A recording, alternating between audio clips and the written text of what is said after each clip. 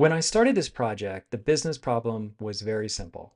Extracting text from audio or video is actually really useful for capturing text from recorded ideas or conversations so I don't lose them, or pulling transcripts from videos so I can generate captions across multiple social media platforms.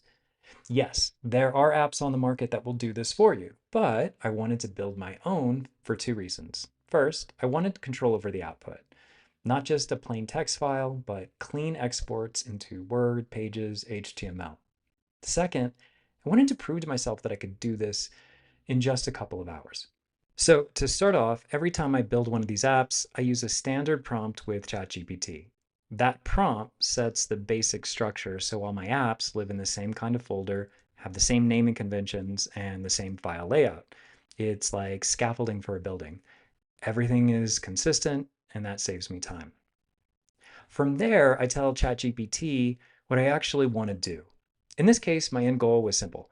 Take an audio or video file and turn it into clean text. ChatGPT then starts creating the different pieces I'll need. A main script that does the heavy lifting, and an Apple script launcher so I don't have to type every command in terminal. I want a nice point and click menu. Now, if this sounds smooth, it really isn't. Every app I make goes through a cycle of trial and error. I'll run the code, hit an error, copy that error back into ChatGPT, and together we'll patch it. That back and forth happened several times, and it took me about 2 hours ultimately to reach something stable. One big hurdle was dependencies. This app relies on OpenAI's Whisper for transcription, along with tools like FFmpeg to extract audio and video. Getting those installs and linked up correctly was really half the battle. But once they were in place, I could test different Whisper models. Whisper has sizes ranging from tiny to large. Smaller models run quickly, but are less accurate. Larger ones are more accurate, but much slower.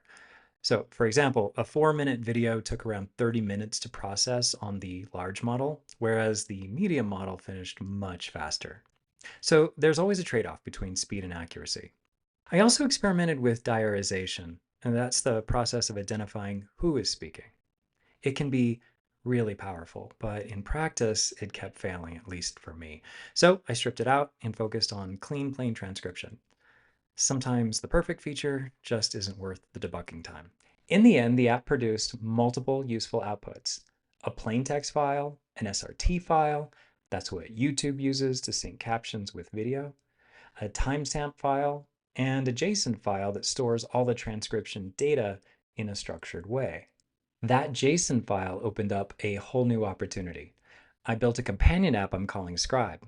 Scribe takes that JSON and exports polished documents, Word files, Pages documents for Mac, or even HTML that I can style with CSS. So this makes the transcript not just accurate, but presentable and reusable. So the workflow is drop in a video or audio, run the app, and in a few minutes, I have captions, raw text, and clean formatted documents.